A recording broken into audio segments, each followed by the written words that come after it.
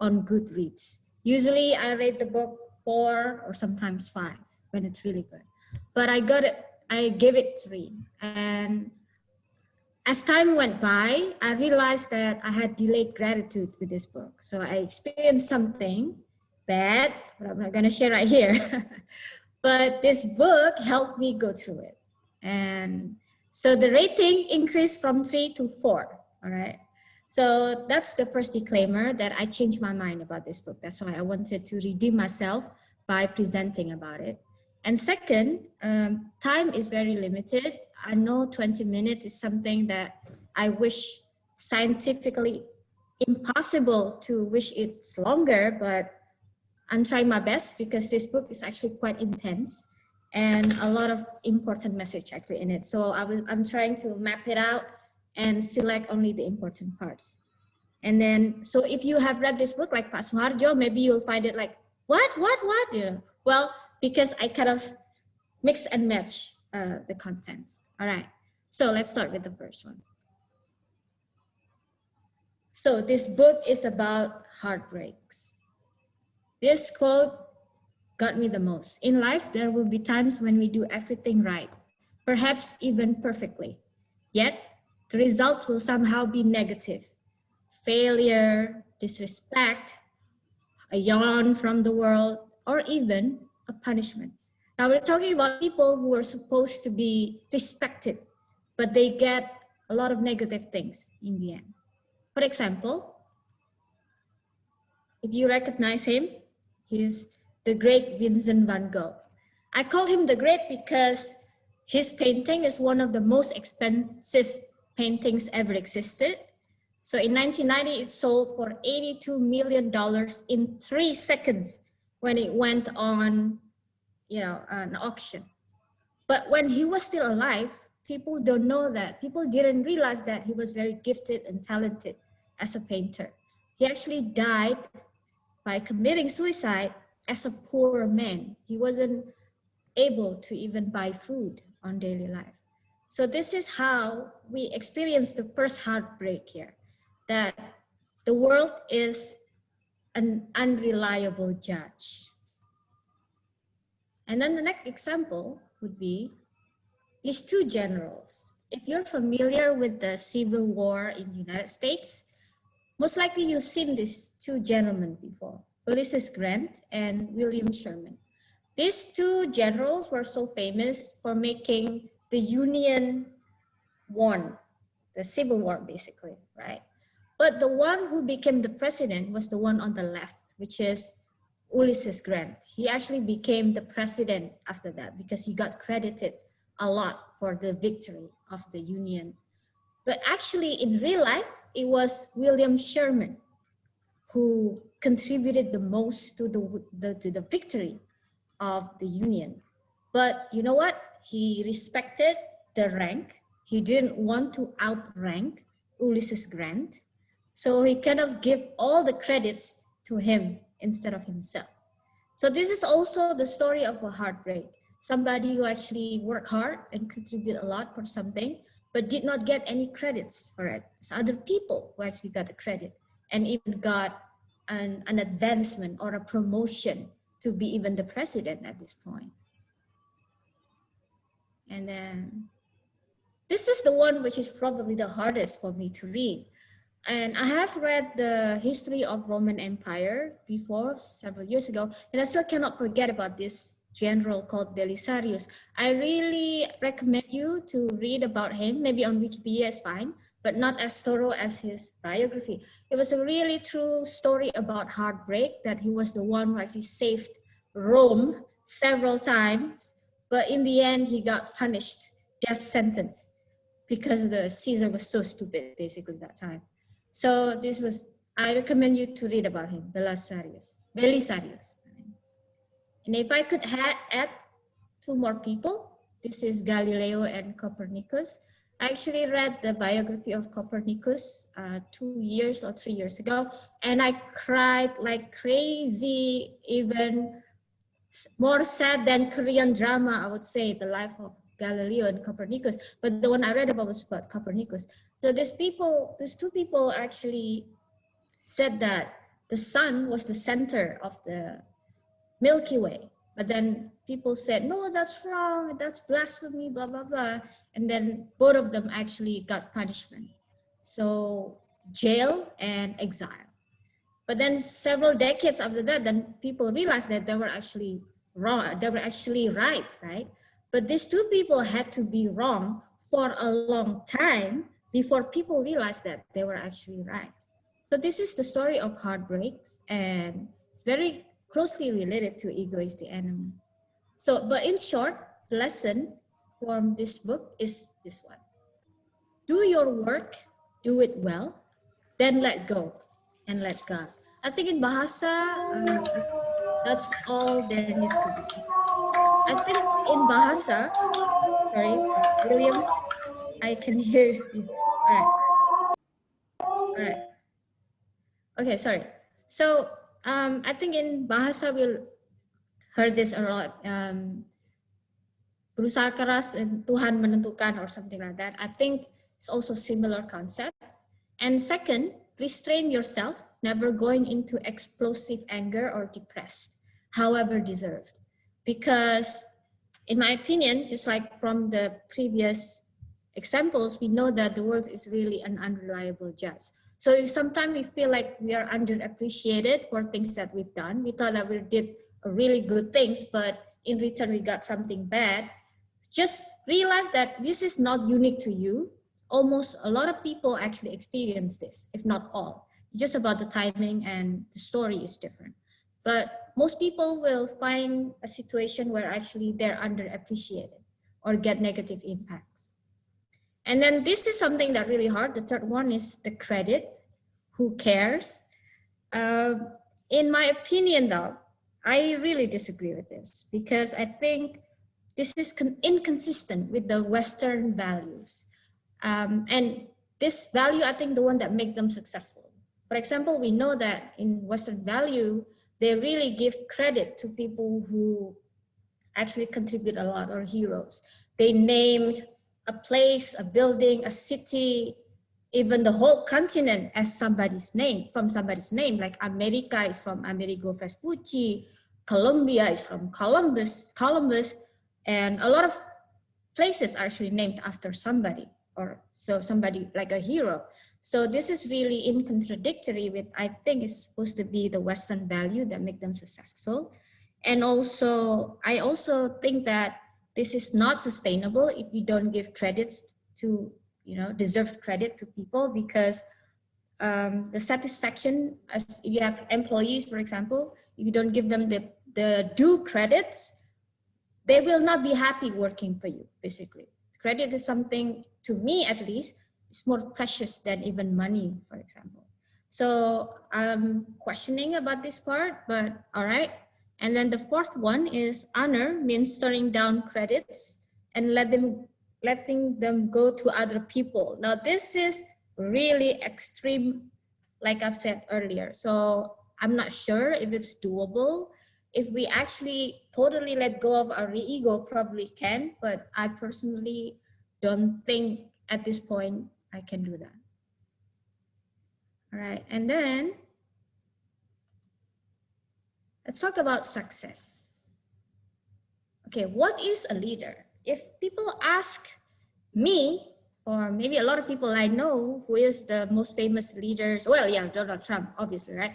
But who is like the best, the leader of the West world, basically, a lot of people would say Merkel, the Chancellor of Germany. And she has been the Chancellor for 15 years. But if you think of Angela Merkel, right? She is the antithesis of nearly every assumption we have about a leader, especially a leader of a country. In Germany, okay, the Germans past, their leaders were always the loud one. I'm sure I don't have to remind you who he was, but she is plain. She is modest, her clothes modest. She still lives in an apartment. Her car is just a regular car. It's not Rolls Royce or Ferrari. And then she creates little for presentation. She gives no fiery speeches.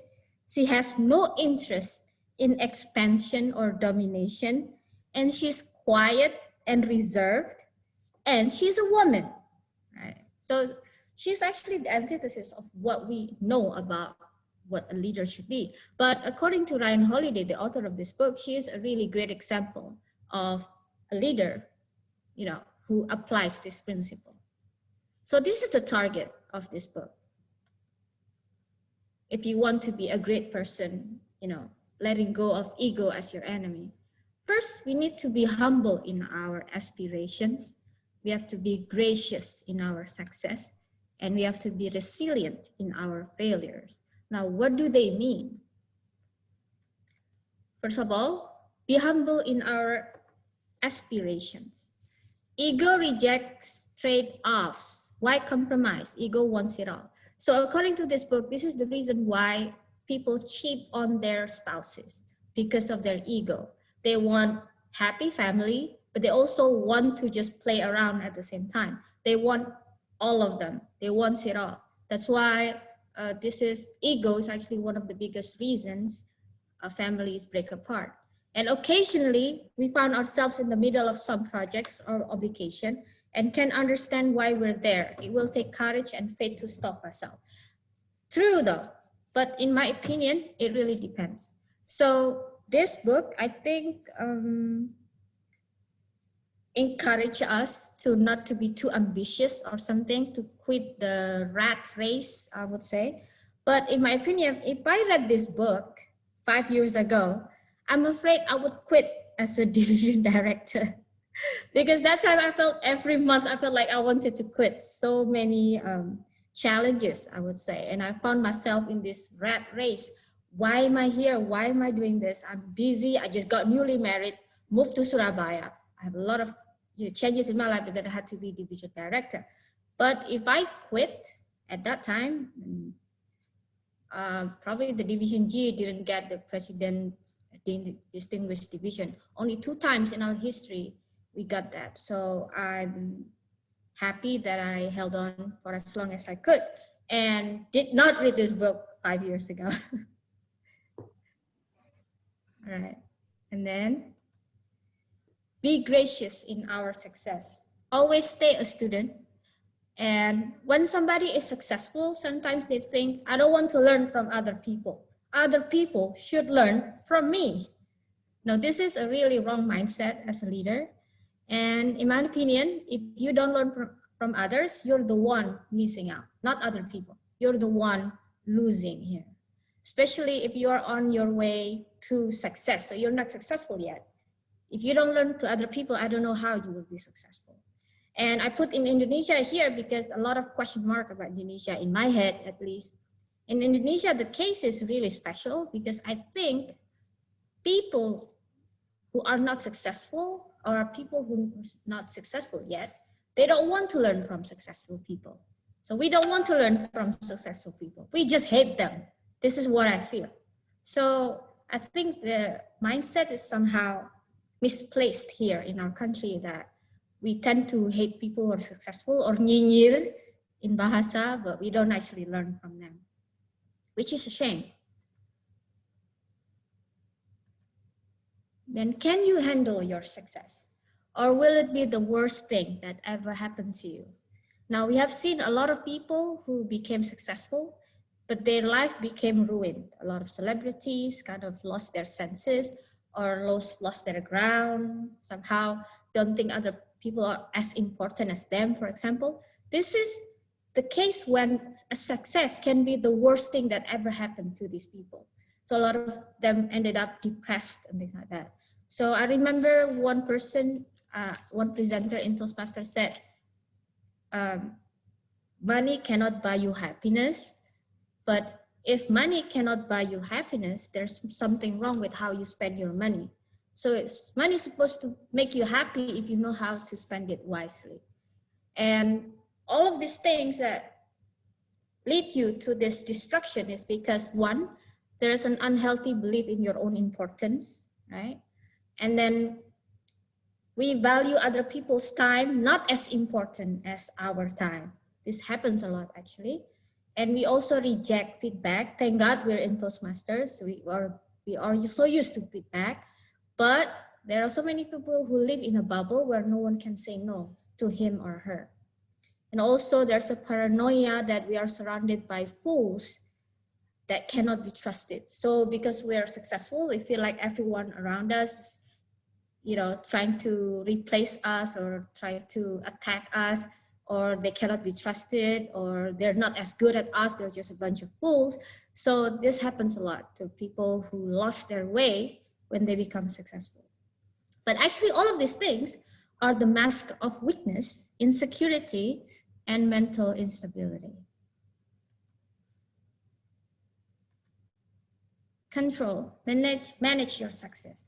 As you become successful in your own field, your responsibility may begin to change. Days become less and less about doing and more about making decisions. Such is the nature of leadership. So if you find yourself, how do you know you're successful? When you increasingly you take decisions and less action because other people are carrying out your decision. This is when you're actually, oh, probably I'm getting somewhere. So this is the sign, good sign. When you are at this stage, do not micromanage, and we have to learn how to delegate some of the duties to other people.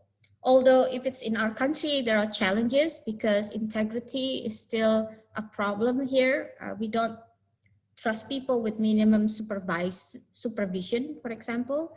Reliability is also hard, of corruption, collusion, and you name it.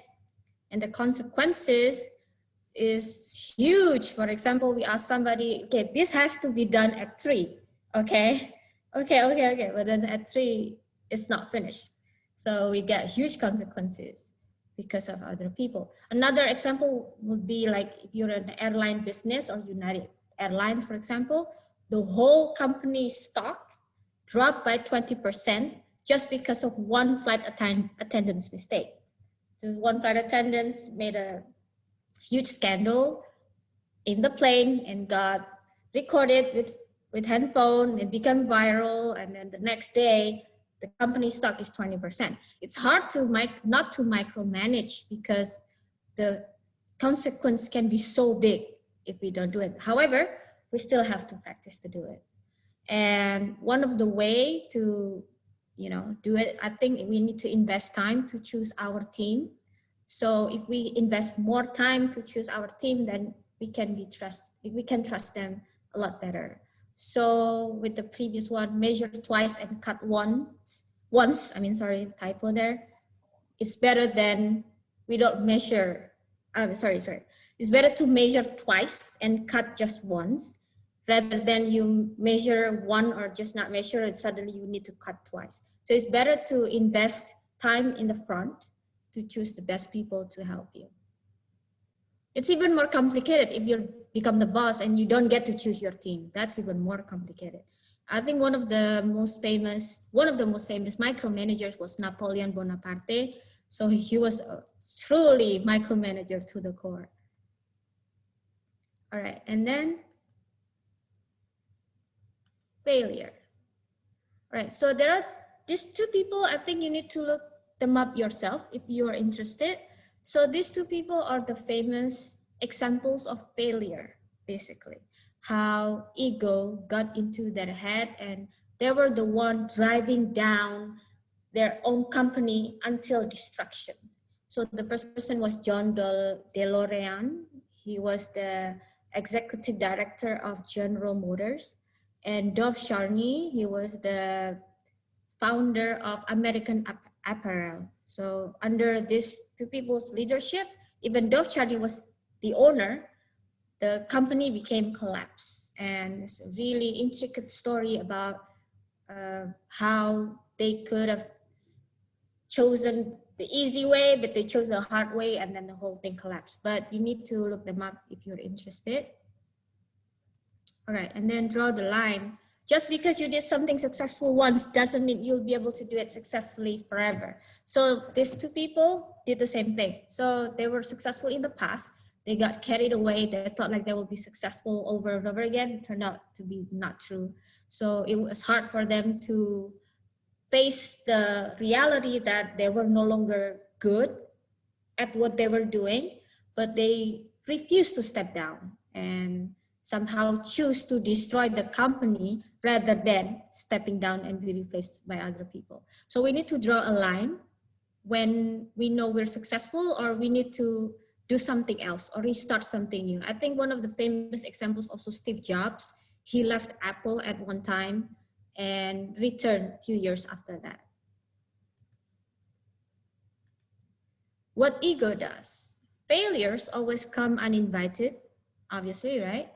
But ego allows it to stick around. So it's actually ego who makes us sad all the time, because it makes us thinking like, why does it happen to me? I don't deserve this. I don't deserve this. I'm genius. I work hard for my company. Why suddenly collapse because of the pandemic? I work hard for my company. Why I got fired or I got laid off? Well, because there's no income for the company, for example, during pandemic. So ego is something that makes our failures stick around longer than it should. In fact, without ego, we learn from failures. So this is a precious lesson. We rarely learn from success. We learn a lot from failures. And Bill Gates famously said that your anger customer is actually your most valuable source of lesson.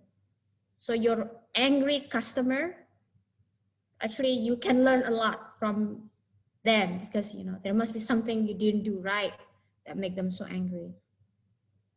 So ego prevents us from learning. And then we need to try again. We need to train ourselves. Training is like sweeping the floor. Just because you've done it once doesn't mean the floor will be clean forever. Every day the dust will come back. Every day we must sweep. So this is something that we have to do if we find ourselves in the midst of failures. So we need to try again and keep training ourselves. And then to sum up, I'll lead you back to the targets earlier, which is first we need to be prepared for this world. We will be disappointed. We will be disappointed at some point. You can count on this. It's guaranteed. There's no way we will be successful consistently. There will be times when we will be disappointed. And we have to be prepared. And then second, be humble in our aspirations. This book said don't be too ambitious, but I don't know. To me, depends, right? Because it's good to be ambitious sometimes, in my opinion, because a lot of people try to avoid discomfort because they want a peaceful life. But for me, it's okay to be ambitious. You want to chase something meaningful, but it will be stressful, obviously, but it will be meaningful to you. So it gives meaning to your life. I think, that's about being ambitious to me. And be gracious in our success means, we have to get a little distance with ourselves. We don't have to get out of our own head. I mean, not to be big-headed, obviously, and then be resilient in our failures. If somehow we face failures, don't let it stick around too long. The one that make the failure stick around is actually our ego. So that is it. And I would like to ask, how much time do I have, or is it finished? All right, so your time for now is 23 minutes and 20 seconds. Oh, sorry. Wait, I got... So, you have 15 minutes for Q&A. Okay, thank you. All right. So I couldn't see you, Aristo, that's why. Sorry, I was over time. No problem. Okay. All right. It's okay, no problem. A bit over time is okay, because we only have you and William, and that's it. So no worry, just a little bit over time. Okay, so have you summarized what you want to say, Pipit? Can you do 1 to 2 minute summary? All right, sorry. I lost the button. I love the button. Yeah, like what happened to my sorry, can you continue talking first? I'm losing my button here. Okay. Sorry. So you have a question about the book, about the ego is the enemy, or you have a question about the presentation, there's something that you you're not clear enough, you can ask Pipit since she is still here. Okay, you can ask her if you have a question about the books or the question about the presentation, or you want to share the experience about what she just shared about success, failure, and ego. What kind of things that inspiration that you get from the presentation? Go ahead, you can share it. So we all of us here, we have 23 people here, can learn together and analyze the fact together. Okay. So Pipit, anything? Want to summarize it? 1 to 2 minutes. Yes, so basically, ego is the thing that holds our back from success. And this is, I put it, the essence of this book, in my opinion, is prepare yourself for the world, because a lot of the world is really an unreliable judge. We have seen from history, a lot of people should be respected, but turned out we didn't give them what they deserve. We instead give them punishment. And we have to be humble in our aspirations, maybe know our limits, so not to be too ambitious. But in my opinion, it really depends. So I'm okay with ambitious. And then be gracious in our success. So when we're successful, not to be big-headed, I think, be down to earth and still learning, stay a student. And the last one is be resilient in our failures. If we do experience failure, we need to realize what is actually going on. It's not unique to you, and there's always a chance to get back up. So I think that would be the summary for me. Okay, thank you so much, Pipit. Let us all give a round of applause for Pipit's presentation. Thank you so much, Pipit, for sharing with us. Okay, so now we open the floor for all the audience here. If you have any question, you can just go ahead. Okay, Ayrton, you raise your hand. You have things you want to share with us? Go ahead, Ayrton. Can I ask something to Pipit? Sure, of course, you can ask something to Pipit. Don't ask me because Yeah. not me. Thank you. What's your name? Suharjo. Suharjo. Thank you. Suharjo. Thank you, Suharjo. Thank you so much. Thank you so okay, much. So I'm not sure if it's related with the book, but perhaps the topic. Kapipit, do you see success and ambition differently if you like to compare in your younger years and right now? I mean, like, because I feel like human being must have like principles. So what stays and what goes away? Like what stays in your principles and what goes away, talking about ambition and also success in your younger years and right now. Okay, well, I'm still young, so I don't know what you're talking about. I mean, in your younger years. Okay, you're I'm just young, kidding. but in your younger years. Yeah. Like in my younger year. My younger years would be baby. Yeah. Right. I cannot be younger than this. Anyway, okay, Efton, I got your point. Wait, young forever. Before you answer the question, Timer, Yeah. can you reset your background, Timer? Can you reset it so you're not turning red? Before people answer the question, so people have 1 to 2 minutes to answer each question. Okay. Okay. Thank you so much. I almost forgot. Okay, I think there's a really good quote from this book. There's a difference between impressing other people and being truly impressive. So this is something that I posted on my Facebook several days ago. I got it from this book. So I think if it's ambition is more like you want to impress people. You do it for the wrong reason, I would say. But if you are actually truly impressive in your quality, that would be the actual success. So that's for me the difference between being ambitious and being successful. However, Itu temannya siapa? Nurina, is that our senior Nurina Ayrton? Or somebody else? All right. So, however, like I've said before, ambition is quite good in moderation. I love ambition. I coach debate all the time. I'm a competition kid. I coach for contests in Toastmasters. We have contests, 3 contests every meeting. The best table topic, the best prepared speaker, the best evaluation. What are you talking about? We love competition, right? So ambition. This is something that is not nice, but we have to go through it. So I really like ambition in a way that it will propel us to greatness and kind of project us to our success, but don't get consumed by it. So that's for me, Ayrton. Okay, thank you so much, Pipit. Then you don't forget to time, right? 1 to 2 minutes per question. Okay. It's like a table topic right now. Yeah, something like that. It's because we don't want to get carried away. Well, we can just exit a little bit. It's fine. I'm just worried that we will drag too long for question. The other people want to ask. Okay. So any other people want to ask questions or give comments about ego, about the book? About the people mentioned earlier in the book. I mean, earlier mentioned in the presentation. Anybody? Very shy. This is Toastmaster. I see Widow okay. raise his hand. Widow. Yeah. Okay, Vido, go ahead, Vido. I don't see you raise your hand, so sorry. Okay, go ahead, Vido. Good evening, everyone. Good evening. So, Vido, where are you from? Jakarta. Okay, Jakarta. Toastmaster member? Okay. Yes, AAA. Okay, AAA. Go ahead, Vido. Yeah, I Pipit, interesting book about ego.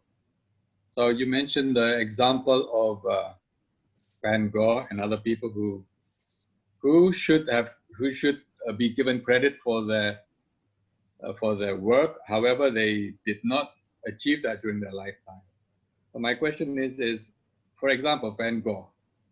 Do you think he would be that impressive today if he had led just a normal life? Not obvious. Like, sorry, my word fillers, obviously. I said obviously a lot of times. So, this is a hard choice because it reminds me of a poem. And I get teared up talking about this because I love Van Gogh so much. And the road less traveled by, maybe some of you are familiar with this poem. The road less traveled by is the road that is not, a lot of people don't want to go through this road because it's hard. It has a lot of glass shards and duri. What is duri? Okay, like thorns, right, on the road. But it's worth it because in the end, you put meaning into your life. So I think that was what Van Gogh did. He actually traveled the road less traveled by. It was hard for him. Obviously, in the end, he committed suicide and died as a poor man, which was sad, and I don't think he deserved that. But probably that was the price of his legend, because after more than 100 years, we still honor him. So, I have to check, is it more than 100 years? So it was very hard for him. But in my opinion, as an outsider, third person point of view, I think it was worth it. He died a legend. And his name will forever be, be taught in lesson. He has a museum for himself, and a lot of generations will still know him. I actually have a watch with Van Gogh. As stupid of me, I'm not wearing it today. So he will be close to my lifeline. I'll show it next time. I love him. Thank you. Yeah, Robert Frost, the road not taken, or the road less traveled by. Yes. Okay, so true. I also agree with Vido. Question is like, if let's say Van Gogh didn't go through the life that he's taken to the very extreme to the extreme, will he be famous today? But that is the question that we're gonna mention later on William's book session, The Outlier. Why some people is more successful than other. All right, William? See, it's related somehow. Yeah, and I think that's a really good TED talk about this. And unfortunately, I don't remember the title, but I will share it sometime if I do. People get asked, why do I choose to live a stressful life as blah, for example, and this position is very stressful. Why don't I just use a quiet life without having this responsibility or something like that? but we should not avoid discomfort, because in the end, by avoiding discomfort, we don't get anything. So only by facing the discomfort then put meaning to our lives. I think that was from a really famous TED Talk, but I don't remember who said that. William, you want to say something, William? Yeah, after listening to Pipit, I think that our topic is related in many things.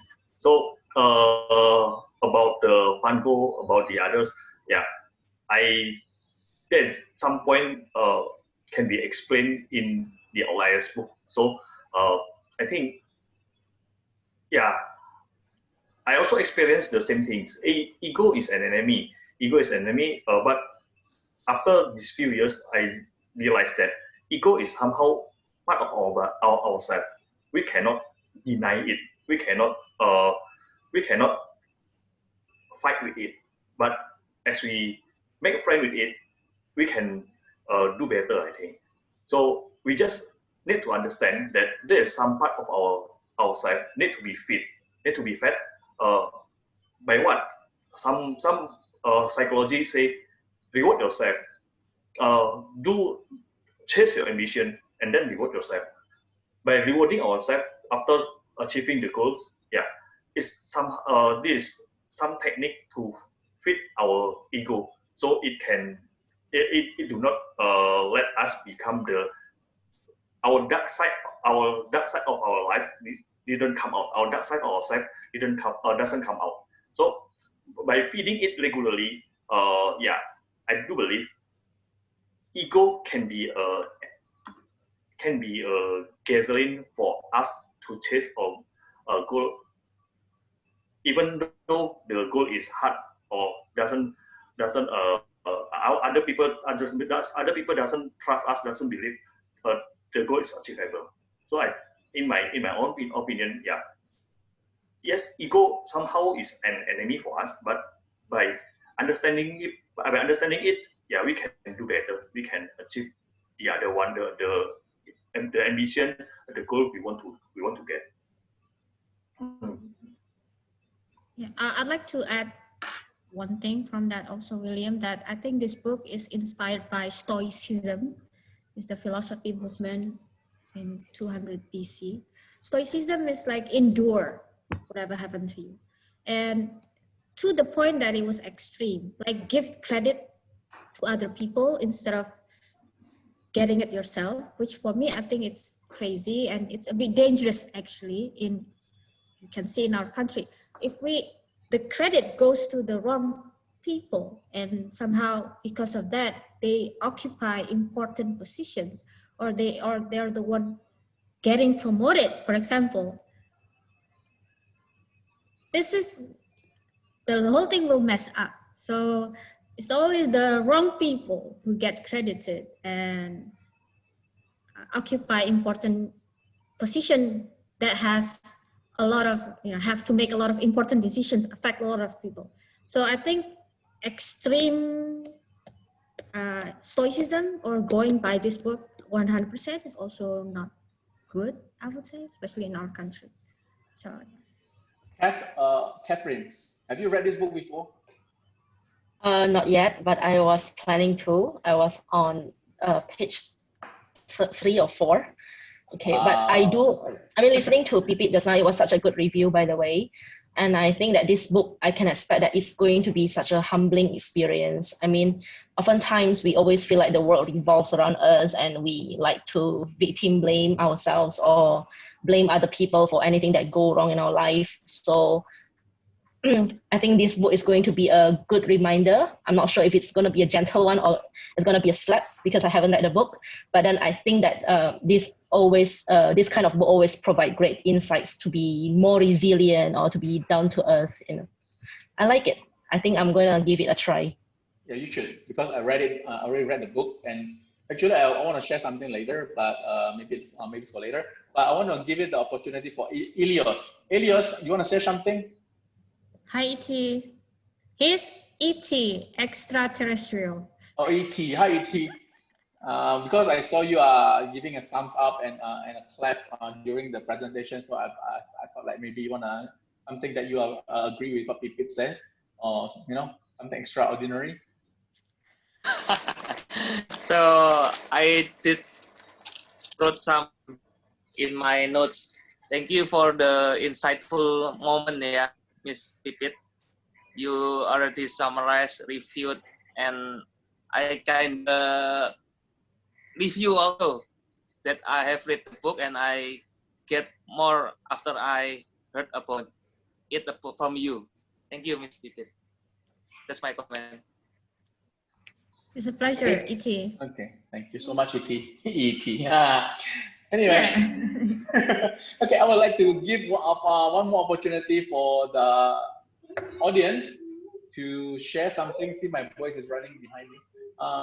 Yeah, I want to share one more audience, one question, sharing from the audience. Anybody?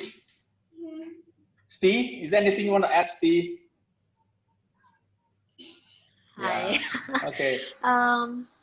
Actually, I haven't read the book, The Ego is the Enemy, but what I have done is like my husband and I, like we used to look at this daily stoicism, and we also collect the coins, the stoic coins. So sometimes it's kind of like a humble reminder to us. So I will treat that. I don't think I will, I agree with you that I don't think we can follow 100% about what the stoicism believe. We cannot practice it 100%, but I think it's a good anchor when we feel so too high and too down. When we are feeling too extreme on that line, this book could be a good reminder to bring us back that it's gonna be fine. Sometimes it's okay to let go, because our ego sometimes is anger. We cannot think through it, so it's just a good reminder. That's what I thought. Thank you for giving us the book review. Okay, thank you so much, Steve. Thank you. Okay. Okay, I would like to just close this because it's almost 8:20. I want to summarize what we have today. With the example from Pipit just now about the Ulysses Grant and William T. Sherman. What I got from this book is mostly stoicism. It believes in reasoning, in the purpose of our life, and it doesn't really matter who takes the credit, because at the end, the ego is the enemy that we need to conquer. The example is the Ulysses S. Grant and William T. Sherman. At the end of the day, the person who enjoy the life the most is not Ulysses Grant, even though he is the president of America. At the end of the day, the person who enjoyed his life at the old days is William T. Sherman, because he knows his purpose. He's giving the credits to Ulysses S. Grant as the American president. But if you read the end of the Ulysses S. Grant, he ended up as a poor person, broke, no money. On the other hand, William T. Sherman, even though he's not the richest man on the land, but he's enjoying his old life because he knows when to stop, and he's not like this is stoicism, okay? So he knows when to stop. He knows the purpose of his life, and he already know that, okay, this is it, that's it. I want to stop here, even though they're going to promote me to another bigger general or something. That's enough for him. And on the other hand, Ulysses S. Grant, he's ambitious. From general, he wants to become politician. From politician, he become the president. After president, he become an entrepreneur. And he was so much thing that he want to do. He's very passionate and ambitious. At the end, well, I'm not going to tell you the details. You have to read the book. Okay, it's very useful. I'm seriously, you have to read the book. In the end, like people says, the first maybe you can give it a 3, but the more you read about it, you're gonna start analyzing. This book is deep, actually, and there's a lot of things that you can benefit from. A lot of treasure. Okay, a lot of gold, a lot of diamond inside that book that you can take and to inspire yourself. Okay, thank you so much for Pipit. Thank you so much for the audience who want to share.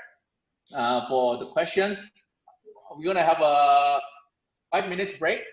You wanna go to the toilet, you wanna go get something to drink, go ahead. We'll come back in 8:25. Okay, 5 minutes break. Thank you so much.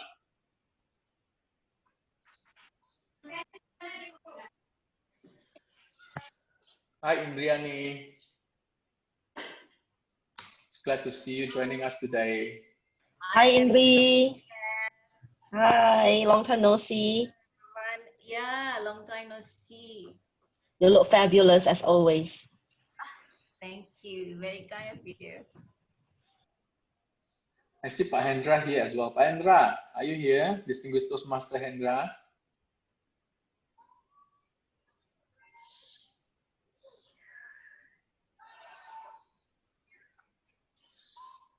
Yes, true, Toastmaster Widow. The universe has its mechanism to reward those who deserve it. Actually, the reward is not something that the world and the people give to you.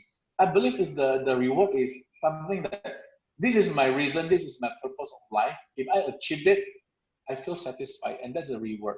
I think there's more to stoicism. So, like people says, no, the credits. We have maybe the credits. Some the worldly view is somebody have to be credited when the credit is due, but stoicism is different. It's very difficult. It's very difficult in the world that we are living in. You know, Facebook, the Instagram, the social media, everything.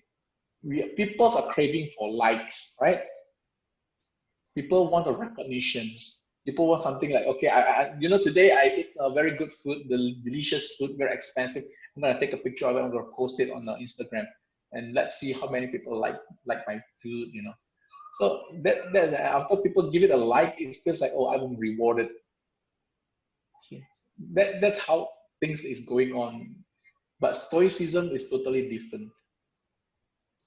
But it's very interesting. This book is very interesting. I'm seriously. If you wanna read this book, go ahead. You can contact me. I'll show you how to get the book.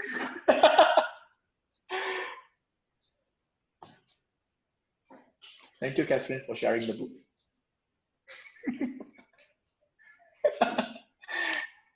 Okay.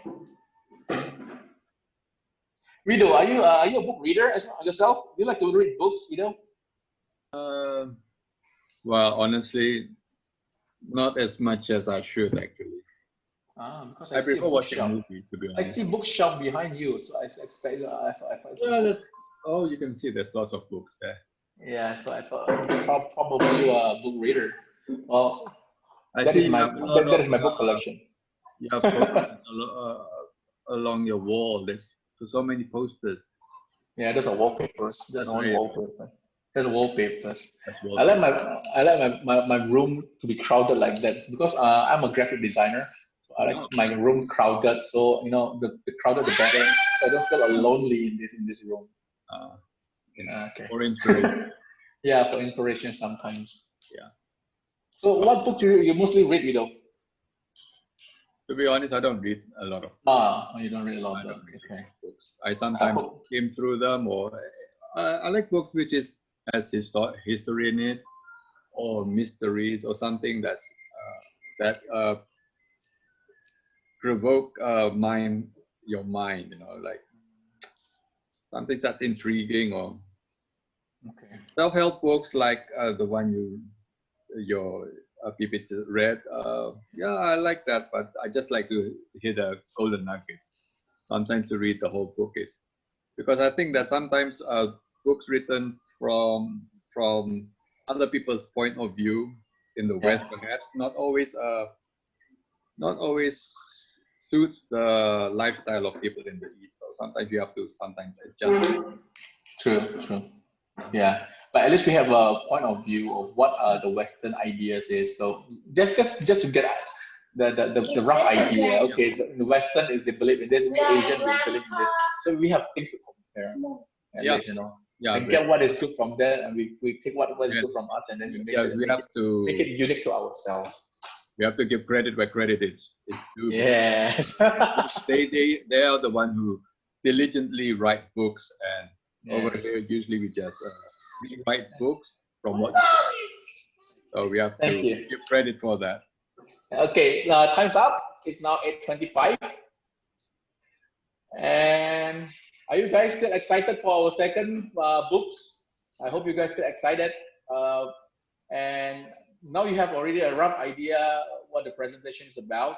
So get yourself ready for the second book reviewer.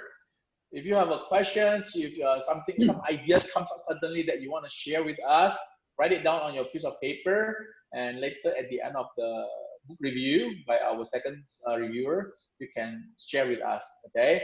So the second book is going to be Outliers. If you ever wondering why some people are so successful while other people are done very poorly, even though they are doing the same thing, literally they look the same, they go on the same path, but somehow those minority like Jeff Bezos or Steve Jobs or Van Gogh, they can be successful as a painter. You have so many painters. Why Van Gogh? So those people are called outliers. That's what we're going to talk about today in our second book, The Outliers. And the second speakers, the second reviewers is a lecturer, economic lecturer. He's very, very smart. One time I asked him to help on my sister's master degrees, master's, doctorate homework. It was so confusing. I don't even understand that question at all. But he was like, this and this and this, and in 15 minutes he give it back, and then this is the answer. I was like, wow, I was so amazed. He's so smart. Even his son and his daughter is also very smart. I think the smart gene runs very deep in, the smart gene runs very deep in his family. So who is he? He is William, our sergeant at arms in Polonia Toastmasters Club. And he will be doing the review on the book called Outlier by Malcolm Gladwell. Okay, let us all give a round of applause to William. Let us welcome him. Go, William. Okay, thank you, Joe, for your introduction. Okay, tonight I want to share the book about Outliers. The book title Outliers. Yeah, Joe already told us why some people success and why others do not. So let me begin the session. I want to share my screen first.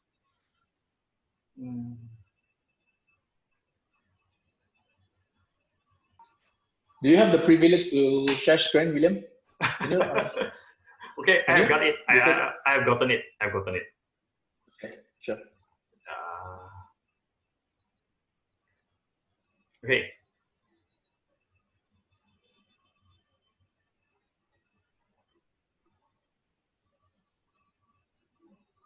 Okay. Some of us always believe that success need hard work. Success need talent. Not everybody can success. Yeah, somehow we also believe that if you do not do this thing, you will not success. If you do this thing, you will success. This knowledge, this tradition, this culture grow with us from our early years. So this Malcolm Gladwell do research. This book is about story of success. Outliers, the story of success. Inside this book, there's a lot of success story, and the most important thing is the story behind their success. What Malcolm Gladwell told us is the story of success people. Many success people story become the content of this book. So what actually bring them to their successful life? Okay, the one that Malcolm Gladwell say that everybody need an opportunity to be success. Even though you are smart people, you are talented people, you are gifted with many talent, you need opportunities to be success. Without that, your talent, your gift is nothing. Okay, for an example, if I am what Joe told before, okay, William is smart. My intelligence is nothing. If I were Joe have a lot of smarter people around him. Joe have a lot of people who understand the topic he want to ask. just because, yeah, he know me. Just because he know me, that's why my knowledge benefit him. But if I am around the smartest, I am around the smart people, I am around the intelligent people, I'm around in my field. In my field, maybe I'm nothing. If in my field, but because Joe and I in a different field, I cannot do what Joe can do. So do Joe. So that's why we can benefit each other. Now that's why I can say that I have the opportunity to show my knowledge to Joe. That's the opportunities. Now, next one, I want to share some of the story of these success people. We all know them, right? Okay, the Beatles, the legend in rock and roll, right? The legend. But actually, what they got that made them so successful and become the legend. Okay, there is some story I want to say. There is some story about them. Okay, Beatles from Liverpool, and when in their early stage of singing career, they was invited to Germany in 1960. To what? They perform in a striptease club. According to the book, I also checked to the biography, the Beatles biography.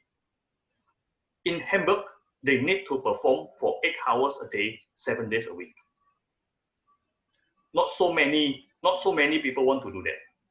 Okay, not so many people want to do it. Not so many band will do that. If we see today, we can make a band. We can group a band in just a few years, and then we can perform on TV. But Beatles do not do the thing like that. They spend a lot of time. To perform in a striptease club. They do not. What I say? Most of the club in their time also do not have the chance to do this performance. Okay, then when they do the performance in Hamburg, they do not just practice their singing talent, but they also train their stamina, song variety, and time management. And they get a lot of things to learn when they do performance in Hamburg. Okay, and then until 1964, they were predicted to had done 1,250 stage performance. There's a lot of time. Hamburg is the incubator. Hamburg is the Beatle incubator. The opportunities they got that make them legend. Okay. The second one, Bill Gates.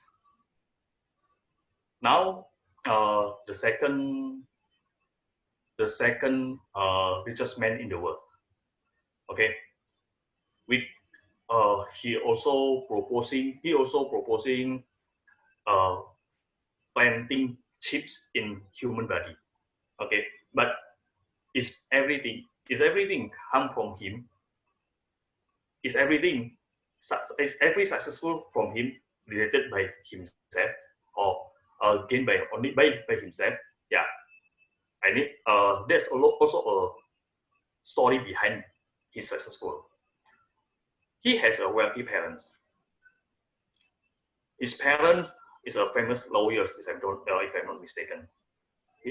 His father was a famous lawyer, and then he studied at Lakeside School, the school for the rich. Okay, Lakeside equipped with ASR33 teletype computer. This computer is the most popular terminal in 1960s. How the Lakeside can afford this computer? The parents of its student have a lot of money that can do, so they can donate to the school, and the school can use the money to buy the computer, buy the things that can be used by his student. Okay. Besides that, he also met ISI that let him and his friend use their computer. And then, before he became so famous in creating software for Microsoft and everything, he did a lot of programming, 7 years non-stop. Bill Gates was given a chance, an opportunities to practice to use the computer. If he born earlier, the computer is not so small that can be moved to another place easily, like ASR 33. So if he was born earlier, maybe there is no Bill Gates today. But because on his time,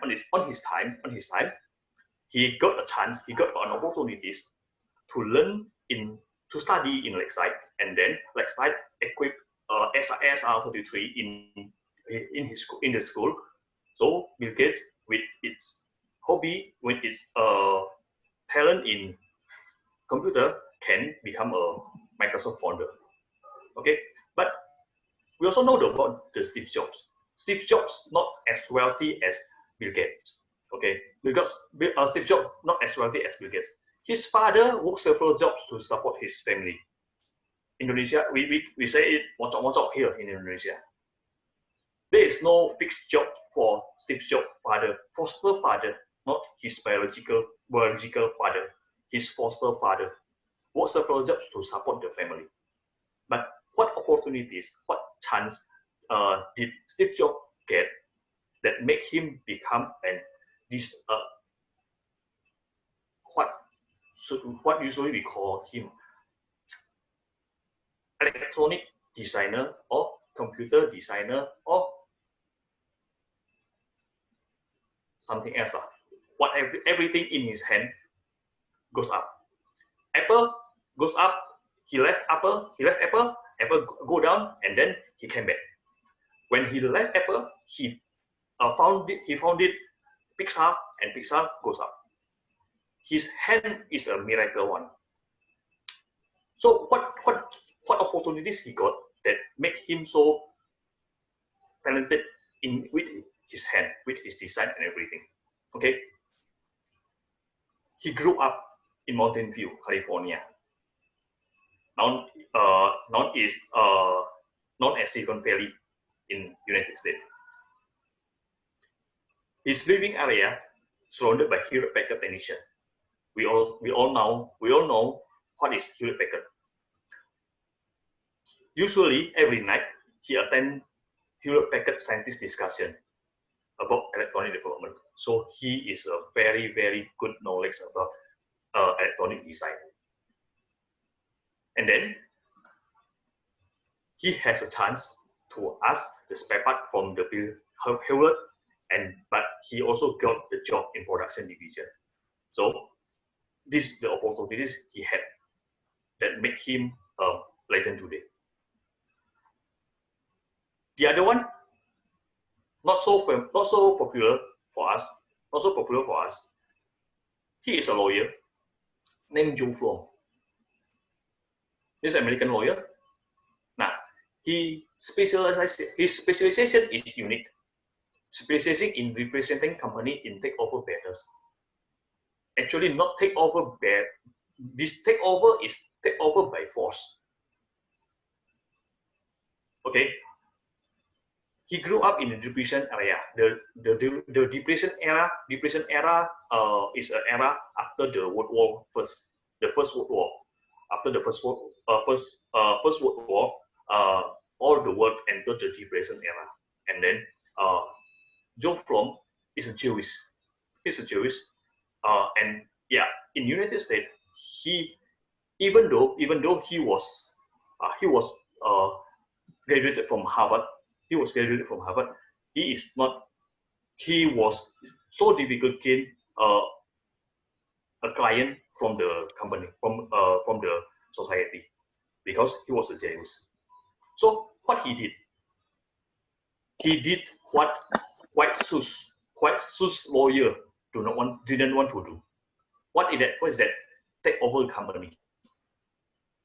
White Shoes lawyer is a lawyer from United States, not the Jewish one, because he cannot take the case from the usual case from the company.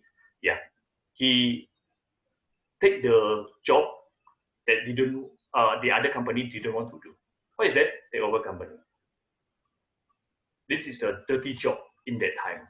The dirty job to do. Okay, and then for doing the job, he established Skadden Arps, and now in 2018, it was the 5th largest international law firm in the USA. What he got? What is his opportunities? Being Jewish is his own opportunities. Because of being Jewish, with his intelligence, he can do this, take over jobs that others company didn't want to do. And because in 1970, this takeover job become popular, so many company want to do that. The White Shoes lawyer move into this job, move into this opportunity, and that make Juflom become the specialist in that field. So after several years doing the dirty job, this job become the common one, and because he had a lot of opportunities, he had long years opportunities, and now he became the specialist in that field. And every company that want to learn, that want to consult about the company want to take over, Joe Flom is the name come out from their discussion. So being Jewish is one of his good opportunities for Joe Flom. Okay, there is the opportunities things, and then the second one is the culture. What about the culture? All of us know about Korean Airlines, Korean Air. Okay, how many of us know that it was the most dangerous airlines in 1917 and 1999? What make it so? Okay, this is a hull loss is a term for aviation incident or accident. Okay, the hull loss was 4.79 per million departure. So in 1 million departure, there is 4.79 accident. While United Airlines only 0.27 per million departure. This one make Korean Airlines in that times was blocked, was denied in many airports in the world. But in 2006 and now, Korean Air is one of the best airlines in the world. What make it from the worst to be the best? When in 1970 to 1999, Korean Air experienced what we call culture problem. There is in Korean, just like in Asia, we like to soften our word to deliver a message. When I want to deliver this message, I like to if whether this sentence, whether what I say hurt yourself or not. So we like to soften our word, and that make Korean Airlines not so efficient, while do the while they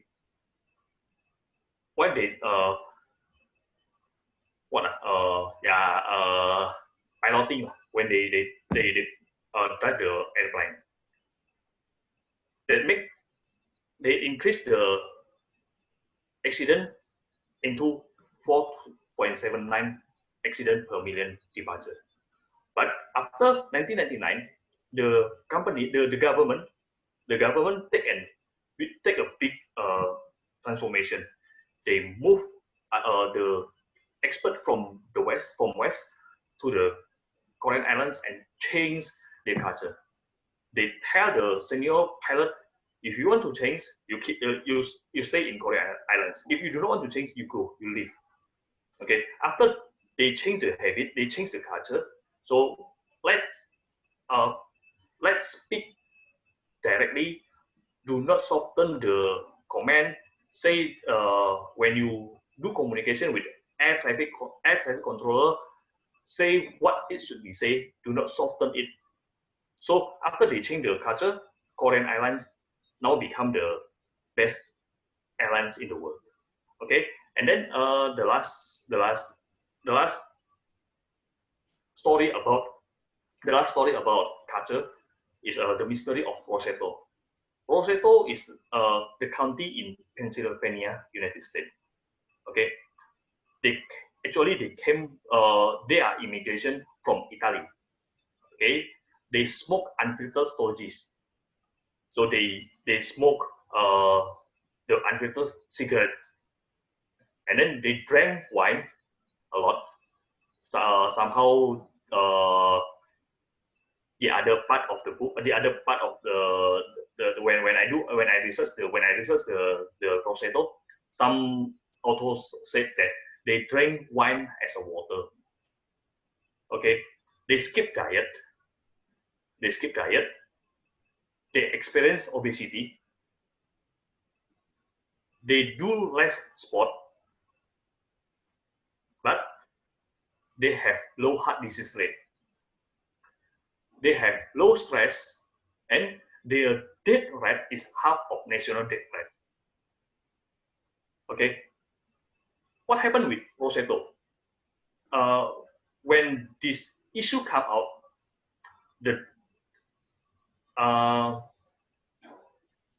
every doctor thinks there must be something related to genetic, related to their location, their living location, their everything like very scientific one. But actually, Roseto effect is not genetic. Roseto, if you looking for Roseto effects on internet, you can find a lot of things about this. Roseto effect is not about genetic. Okay, it is about grid social structure. When the researcher came to Roseto, he found out that every people in that county that was in the Roseto greet each other when we meet each other. They like to gather at night. They like to eat together. They like to cook food from one house and then share it with others and so on. There is a lot of family live with 3 generations. So there is a grandma, father, and the children. And in Roseto, elders were revealed and incorporated into community life. So many their life expectancy is so high. That's Roseto effect. Okay, then the story about Bill Gates, the story about Peters, the story about Juflom, and the story about Korean Air, then story about Roseto is some of the story shared by Malcolm Gladwell to show us that somehow success is not defined by us. Success is defined by community. Our community somehow crafting our successful.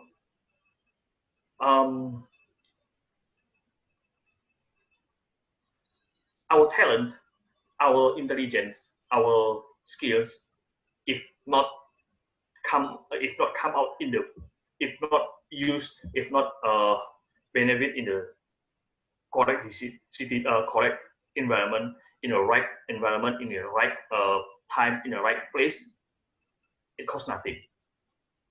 So what Malcolm Gladwell said is he want to tell us that every success we achieve in our life is not built by our own self, but it's not built by our own self.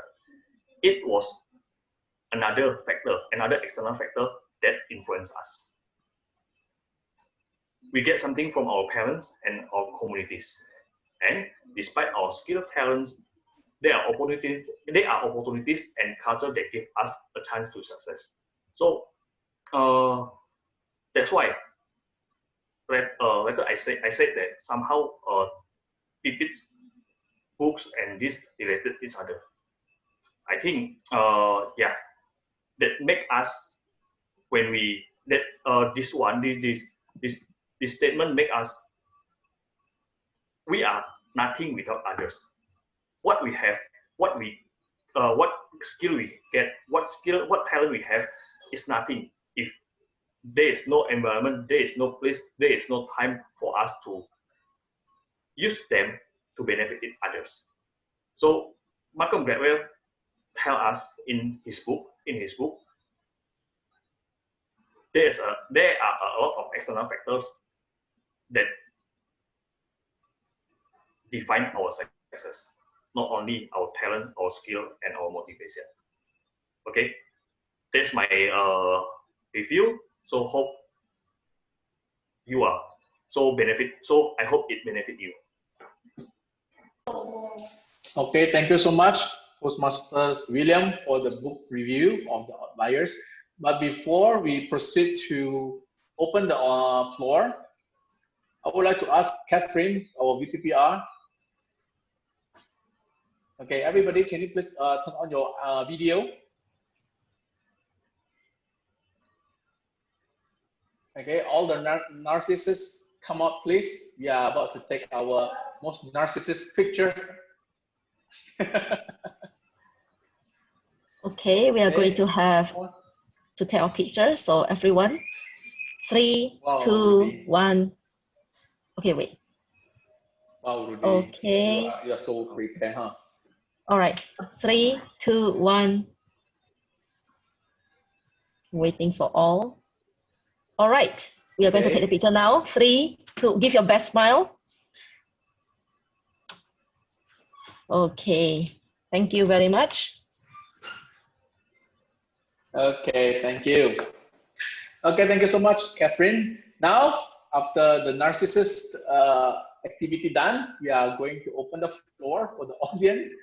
If you have anything to share with us, or questions you want to give to William, or comments about the book, perhaps you have read the book before, please go ahead. This is your time. I will. Anybody can raise your hand if you want to say something for William. Go ahead. I'll wait. If no one raises hands, I would like to ask something, please. Okay, but make me go ahead. The second priority. Well, we have no other priority. You have the other person. Okay. Here. So, hi, William. Thank you so Hello. much for the summary. I read this in 2009. Okay. A lot to forget.